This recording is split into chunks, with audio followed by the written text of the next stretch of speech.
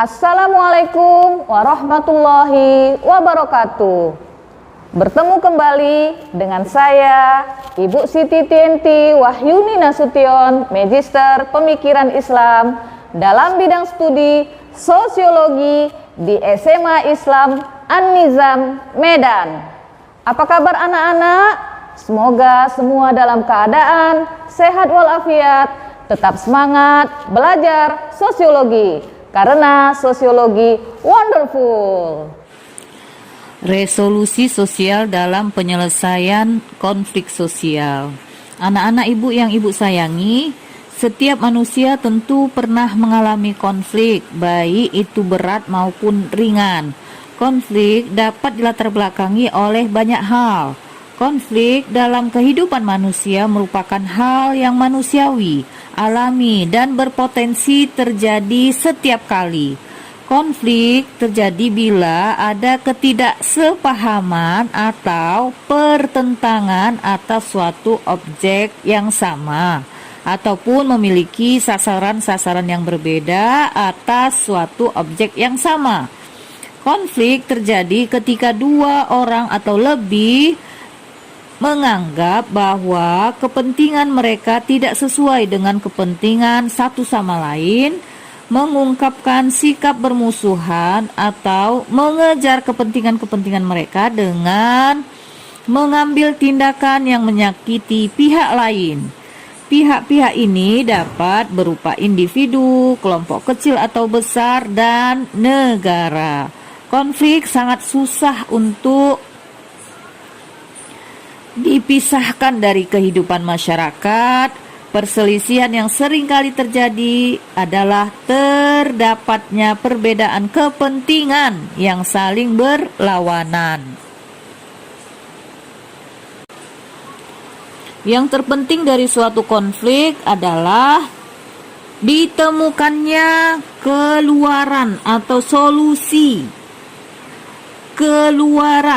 solusi atas konflik tersebut. Konflik terkadang dapat juga diselesaikan oleh kedua belah pihak yang bertikai secara langsung, namun tak jarang harus melibatkan pihak ketiga untuk menengahi dan mencari jalan keluar, baik oleh negara atau sebagai organisasi regional, bahkan organisasi internasional.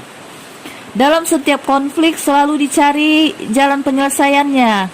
Masing-masing dari kita memiliki gaya tersendiri dalam menghadapi konflik. Ada yang melakukan dengan pendekatan yang konstruktif ataupun pendekatan yang destruktif. Dalam pendekatan penyelesaian konflik yang konstruktif lebih menekankan pada persoalan yang dihadapi saat ini, bukan persoalan yang telah lalu. Sharing perasaan positif maupun negatif, berbagai informasi secara terbuka, mengakui kesalahan, dan mencari kesamaan dalam keberbedaan. Sementara penyelesaian konflik yang destruktif lebih banyak mengangkat persoalan yang telah lalu, hanya mengungkap ekspresi emosi negatif, mengungkap informasi-informasi tertentu saja, berfokus pada orang, bukan permasalahan, dan lebih menonjolkan perbedaan. Nah, dalam kehidupan masyarakat Indonesia banyak sekali terjadi konflik, baik antar suku ataupun agama, dan salah satu upaya penyelesaian konflik bisa dilakukan dengan melakukan resolusi konflik. Dalam bahasa Inggris, resolusi konflik adalah conflict resolution. Memiliki makna yang berbeda-beda menurut para ahli. Resolusi dalam Webster Dictionary menurut Levin adalah tindakan mengurai suatu permasalahan, pemecahan, dan penghapusan atau penghilangan permasalahan.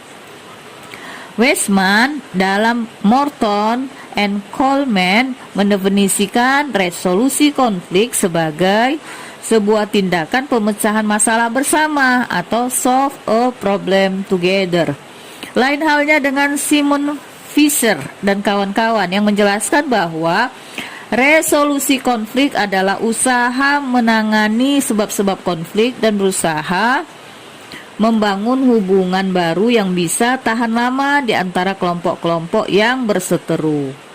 Menurut Mendes, resolusi konflik merupakan kemampuan untuk menyelesaikan perbedaan dengan yang lainnya dan merupakan aspek penting dalam pembangunan sosial dan moral yang memerlukan keterampilan dan penilaian untuk bernegosiasi, kompromi, serta mengembangkan rasa keadilan. Nah, anak-anak ibu semuanya, dengan demikian dapat kita simpulkan ya bahwa resolusi konflik adalah suatu cara individu untuk menyelesaikan masalah yang sedang dihadapi dengan individu lain secara sukarela.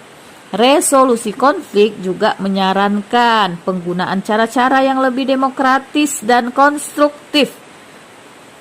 Konstruktif ini sifatnya yang membangun ya, untuk menyelesaikan konflik dengan memberikan kesempatan kepada pihak-pihak yang berkonflik untuk memecahkan masalah mereka oleh mereka sendiri atau dengan melibatkan pihak ketiga yang bijak, netral, dan adil untuk membantu pihak-pihak yang berkonflik memecahkan masalahnya.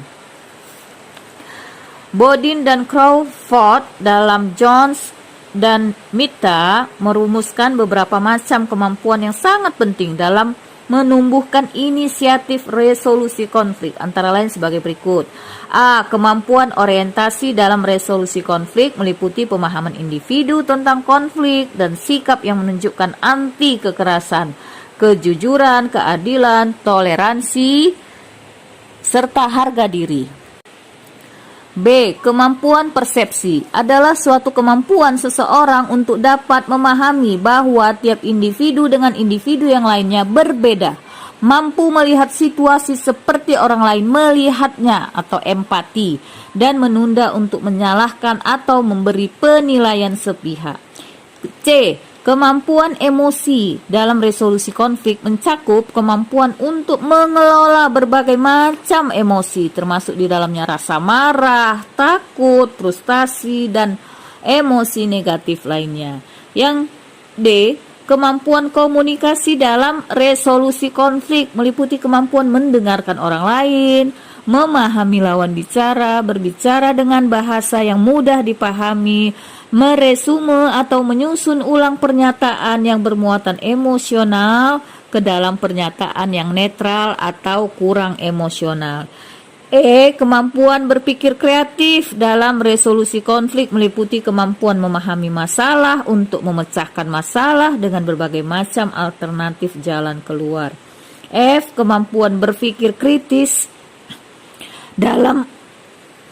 dalam resolusi konflik, yaitu suatu kemampuan untuk memprediksi dan menganalisis situasi konflik yang sedang dialami. Scannell juga menyebutkan aspek-aspek yang memengaruhi individu untuk dapat memahami dan meresolusi sebuah konflik, meliputi A. Keterampilan berkomunikasi, B. Kemampuan menghargai perbedaan, C. Kepercayaan terhadap sesama, dan D. Kecerdasan emosi. Proses resolusi konflik memerlukan kemampuan-kemampuan tertentu untuk mencari solusi konflik secara konstruktif. Kemampuan tersebut diantaranya kemampuan orientasi, kemampuan persepsi atau menghargai perbedaan, kemampuan emosi atau kecerdasan emosi, kemampuan berkomunikasi, kemampuan berpikir kreatif, dan kemampuan berpikir kritis. Demikian bahasan kita hari ini mengenai resolusi sosial dalam penyelesaian konflik. Semoga bermanfaat buat kita semua. Demikian pembelajaran hari ini. Sampai jumpa di video pembelajaran berikutnya. Jangan lupa like, comment, and share video ini. SMA Islam An-Nizam, unggul, cerdas, Islami. Assalamualaikum warahmatullahi wabarakatuh.